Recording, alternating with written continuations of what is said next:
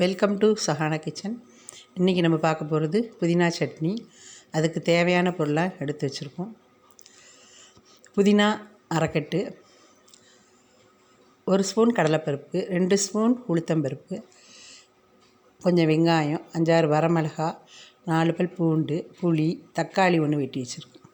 அது எப்படி செய்யுதுன்னு பார்க்கலாம். ஸ்டவ் ஆன் பண்ணி கடாயை வச்சுக்கலாம். அதில் எண்ணெய் விட்டுக்கலாம். எண்ணெய் காஞ்ச உடனேயும் கடலைப்பருப்பையும் உளுந்தம்பருப்பையும் ஒன்றா போட்டு வறுத்து விட்டுறலாம்.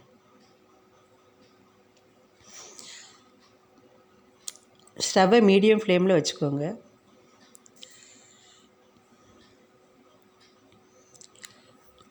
பருப்பை நல்லா செகக்க வறுக்கணும்.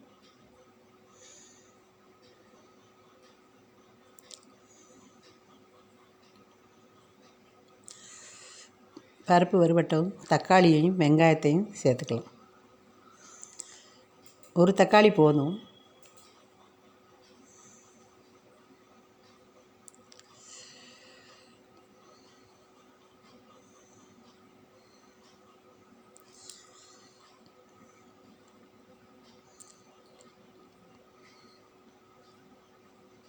தக்காளி வெங்காயம் நல்லா வதங்கினோடனே ஒரு கோழி குண்டளவு புளி, பூண்டு, வரமிளகா எல்லாத்தையும் சேர்த்து நல்லா வதக்கி விட்டுறலாம்.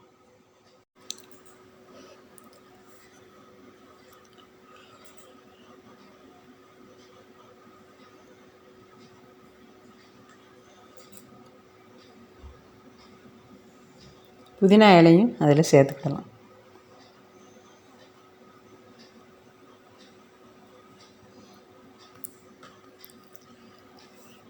அதையும் சேர்த்து நல்லா வதக்கி விட்டுறலாம்.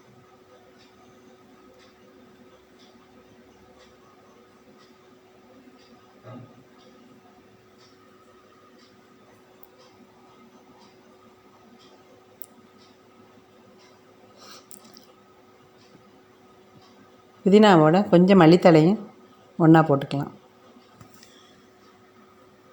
தேவையான அளவு உப்பும் போட்டுக்கலாம்.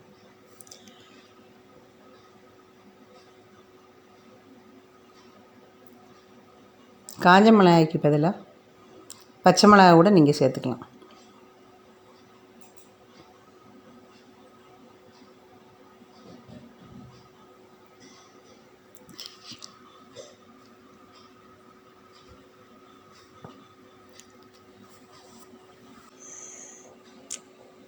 எல்லாத்தையும் எடுத்து ஒரு மிக்ஸி ஜாருக்கு மாற்றி அரைச்சி தாளித்து விட்டுறலாம்.